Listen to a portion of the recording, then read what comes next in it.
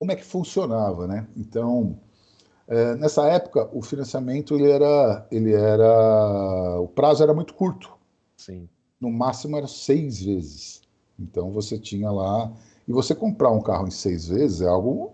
É, Pô, isso que eu tô compro pensando. 6 vezes. Hoje a gente financia em em 48. 32. 60, 60, chegou a É, 72. 72 vezes, né? Então, mas o que que acontecia? Eu acho que vou dar um passo atrás, a gente vai entrar em uma outra esfera depois, que é a utilização do produto. uhum, Esse é o grande problema. O problema é que se usa o produto de forma equivocada. Então, principalmente o latino, ele não tem o hábito de poupança, ele não tem o hábito de guardar, ele é imediatista. é. Então, ele utiliza o produto de forma errada. Esse é o grande problema. Porque qual é o certo? Como é que funcionava nessa época? Eu tinha um carro de 10 mil, eu não ia conseguir mais 10 mil de financiamento, mas eu conseguia 3, eu conseguia 4. E esses 4 eu conseguia pagar em 6 vezes. Sim. Então eu ia lá, comprava um carro de 14, Uhum. passava 6 meses, terminava de pagar, pegava um fôlego, voltava lá. Ou seja, toda hora o mercado ia girando. Por quê? Porque o prazo era curto. Então você não conseguia dar grandes saltos. Então, nessa época, a utilização do produto era correta. Porque se você não tem nada, você não pode comprar um carro de 100 mil. Se você quer comprar um carro de 100 mil, você tem absolutamente nada de entrada, você está entrando num abismo. E isso acabou acontecendo ao longo do tempo. Tá? Verdade. Então, por isso que eu estou explicando isso. Né? Então, nessa época, a coisa funcionava muito. E detalhe, do ponto de vista do lojista, a hora que você faz um financiamento em 60 meses, no mínimo você tirou esse cara da tua loja por 5 anos. Enquanto que você estava financiando isso, esse cara toda hora estava voltando. Aí Sim. ele dava aquele usado de troca, pegava um outro, ia trocando o tempo todo. Então isso funcionava muito bem. Tá, e quando é que isso começou a mudar? Justamente, você fala, pô, mas aí o prazo de 6 é difícil, você, não é todo mundo, não é população que todo tem acesso, você precisa ter uma entrada substancial para poder financiar o carro, porque você financiava no máximo, se você tivesse um perfil, um cadastro muito bacana, 70% do valor do carro. Então, um carro de 100 mil, você ia financiar no máximo 70.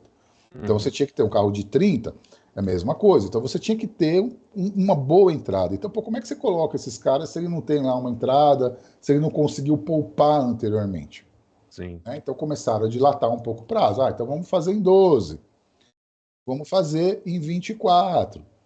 E aí surgiu a Fiat, lançou o tal do Palio. O que aconteceu com o lançamento do Palio? Perdão, estou um Imagina. pouco gripado. O que aconteceu com o lançamento do tal do Palio? A Fiat, quando ela entrou no Brasil, ela entrou com o Fiat 147, não sei se vocês lembram desse carro. Oh. E era um carro que dava muito problema, porque era um carro projetado para andar na Europa, e tinha um motor com refrigeração a água, e Uhum. aqui, um país tropical, esse carro dava problema e fervia, dava problema direto. Então ficou uma imagem, a Fiat ficou muito marcado, que ela tinha um carro que não era bom. E isso começou a mudar quando? Com o Uno, que é um tratorzinho, né? Com Sim. o Uno. E eles queriam o quê? Ganhar mercado da Volkswagen especificamente, né? Que tinha o Fusca, que tinha a Brasília, que era um carro inquebráveis, né? O próprio Gol, né? E ela queria ganhar o mercado. E o que ela fizeram? Eles fizeram uma ação que na época você dava R$ 1 de entrada e financiava o carro em 36 vezes. 48 vezes. Então foi a montadora que lançou esse produto no mercado. E aí o que aconteceu? O Palio teve um boom de vendas. Verdade. Só que tem um problema. Né? Em 36 meses acontece muita coisa na vida das pessoas. Com certeza. Né? E aí o que começou a acontecer? Você começou a ter inadimplência. E aí, quando você tem inadimplência, o que acontece com as taxas? Começam a subir. É, Então exatamente. você pagou um ano, você deve mais 24 meses, e você pagou e está devendo mais um carro zero. Era isso que acabava acontecendo. Então virou um grande mercado isso. E um grande problema. Pros Para os bancos. bancos, sim. E um grande problema. Porque o que acontecia? O cara chegava, quando ele chegava na 15ª parcela, ele percebia que ele pagou o carro inteiro e ele devia mais um ainda. Nossa. E aí o que eles começaram a fazer? Não pagavam.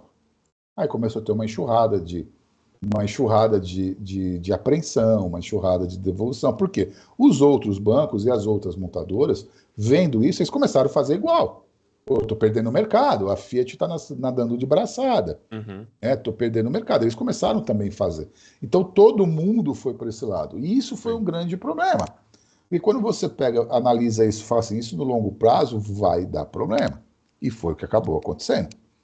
Então, isso, quando foi em 98, teve um pacote do governo que cortou o crédito. Então, isso foi muito complicado na época para os lojistas, né, para os revendedores, principalmente os de seminovos, e o mercado deu um crash geral, né? Tinha muito problema. É que as montadoras, elas sempre exerceram no nosso país uma força muito grande.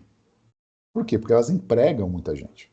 Se emprega muita gente direta e indiretamente. Ainda o carro é paixão nacional. Exatamente. E aí eu ia te falar, eu vou falar exatamente isso, que é a história da poupança, né? Para o brasileiro, para o latino de forma geral, carro sempre foi patrimônio, Uhum. né? Quanto que para o americano não é, né? O americano ele enxerga o automóvel como um bem de consumo igual a qualquer outro, né? Então ele tem a cultura do leasing, né? Então ele usa o carro. Ele usa o carro, como ele paga o aluguel, a luz, a água, ele paga o carro também. Ele paga o leasing do carro. E quando você está andando nos Estados Unidos, por exemplo, você vê carro muito bonito, muito bem cuidado, melhor dizendo, você vai ver que é carro de latino. O americano não está nem aí. Entendeu? É bem descartável. Ele não está nem aí. Né? Ele não tem essa preocupação de ficar polindo e serando o carro que nem o brasileiro tem. Né? Então ele tem essa característica realmente de propriedade. E aqui no Brasil acontecia alguns fenômenos, até pela nossa estabilidade econômica, que o carro ele valorizava. Então você comprava um carro hoje, você usa o carro, e na hora de você vender, você quer ter lucro. É um negócio que não é só aqui que acontecia isso. Né? É a mesma coisa, eu compro uma camisa, eu uso a camisa, depois de 2 anos eu quero vender a camisa pelo preço que eu paguei. E isso acontecia aqui. Né? Acontecia isso aqui? Acontecia. Nossa, hoje você tira o carro, já tá valendo menos a metade. Hoje você tirou da concessionária, ele perde 20%. Mas isso acontecia e acontecia muito. Né? Isso até... Eu vou te dizer que isso até 2006, 2007 acontecia.